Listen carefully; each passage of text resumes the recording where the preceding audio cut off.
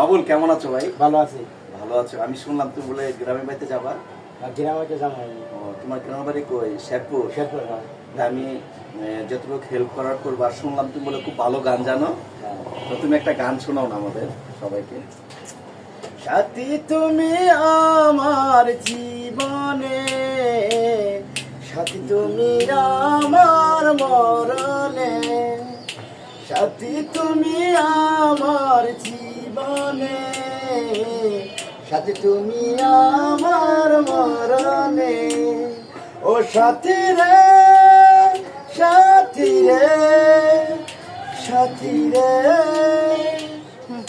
সাথী তুমি আমার জীবনে, সাথী তুমি আমার মরণে। বাবুল তুমি অনেক চমৎকার গান শুনলাম। আর এই গান শুনে আমার মন প্রাণ সব ভরে গেছে। আমি তোমাকে এখন দুপুরে লাঞ্চ করতে চাই, তুমি কি বলো?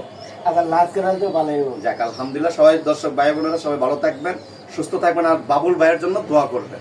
আল্লাহ হাফিজ।